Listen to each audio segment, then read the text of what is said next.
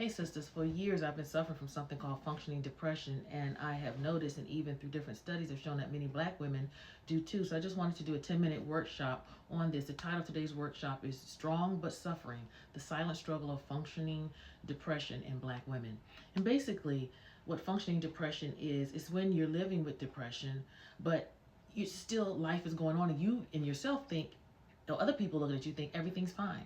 You're still producing at a high level, maybe in your job. You're still showing up for your children and your spouse. But deep inside, you may, these are some of the signs. You may have chronic tiredness that rest doesn't fix, a sense of emotional flatness or numbness, feeling overwhelmed by basic tasks, quiet sadness or irritability, procrastination, perfectionism, or overfunctioning, or you're smiling on the outside but you're hurting on the inside.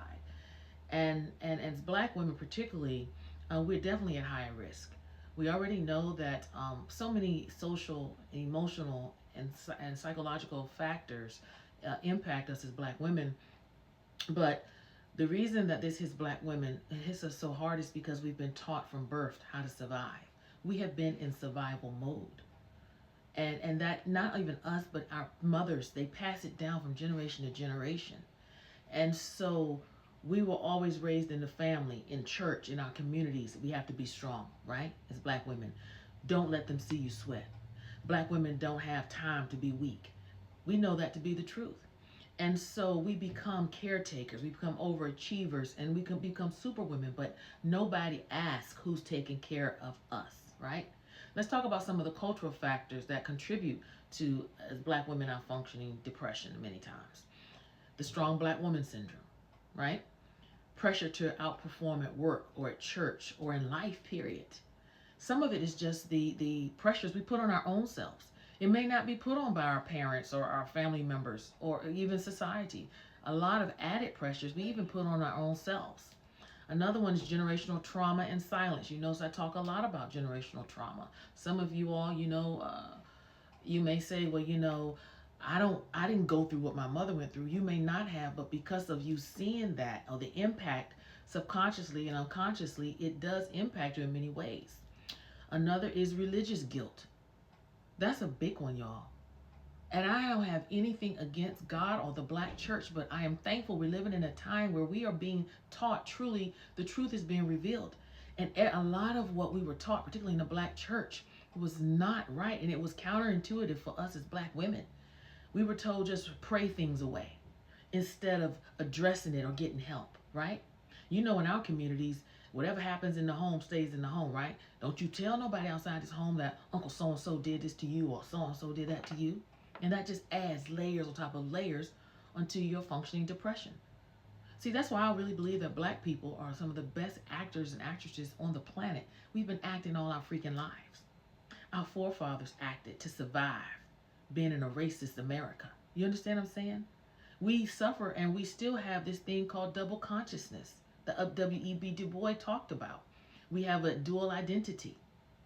The identity is of who we really are when we're with our people, our core, and who we were forced in many ways to code switch to be in the eyes of white folk. So I want to talk about a woman by the name of Terrie M. Williams. I want to honor this black woman because she gave a voice to what many of us have lived through. Her name is Terrie M. Williams, and back in 2008, she wrote a book called Black Pain.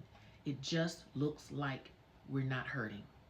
And in this book, she told the truth that so many of us needed to hear, that just because we're functioning doesn't mean we're okay. That black women in particular have learned to suffer silently.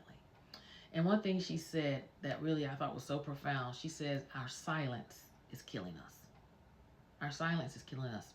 And this book really cracked open the door for many of us to start naming what we were feeling and gave us permission to seek help without the guilt. So let me give you some signs that you may miss. So what does functioning depression really look like day to day? Not in textbook, but just in real life. And I'll talk about my own story with functioning depression. Whereas again, years and years of just from how I was raised, childhood, lack, not having, my father being very dominating and controlling, My mother, sweet but passive.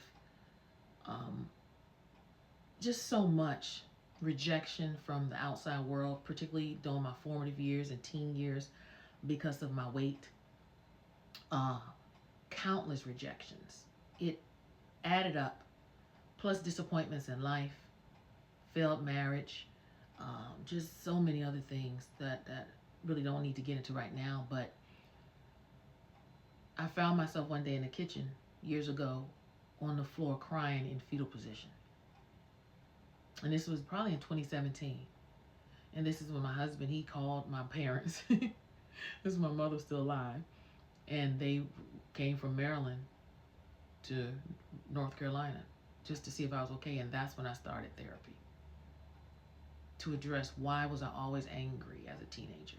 What happened to me? Did something happen to me that caused the anger, infused the anger?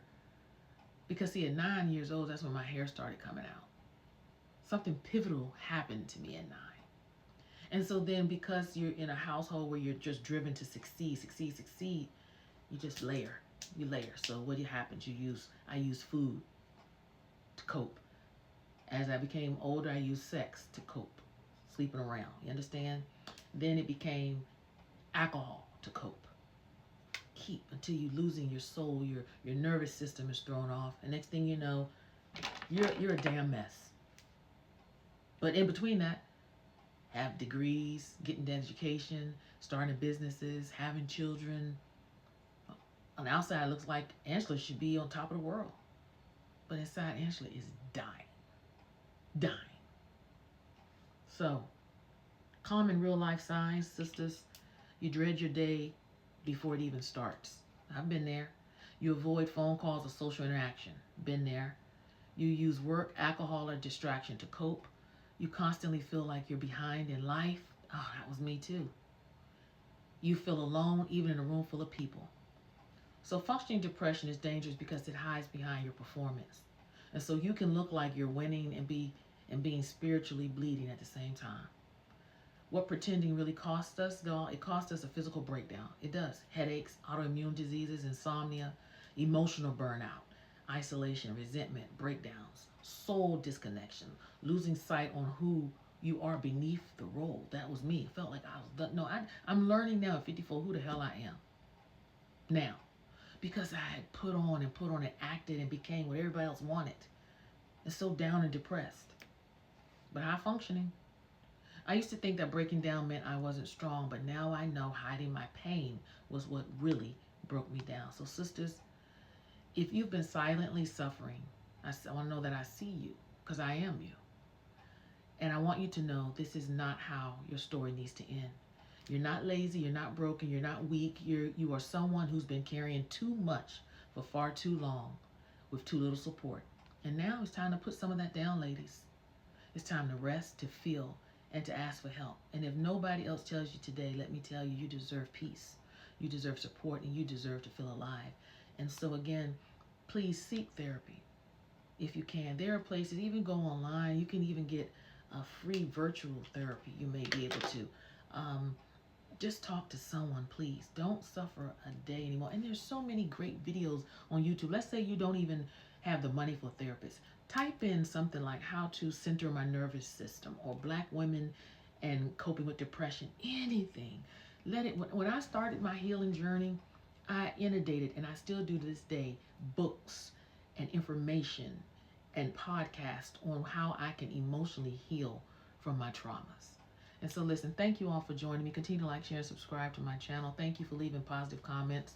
Normally, I started this channel to uplift sisters, and because I have a political background, I did delve into a lot of the political issues, but some of the comments I've gotten from white folk and Latinos and others, it's just exhausting. And so I really don't read those comments anyway. So I just want to focus on upbuilding us sisters, because that's truly where my heart is. So continue to like, share, and subscribe, and I just hope and pray that you get the answers that you need. Talk to you soon. Be blessed. Bye.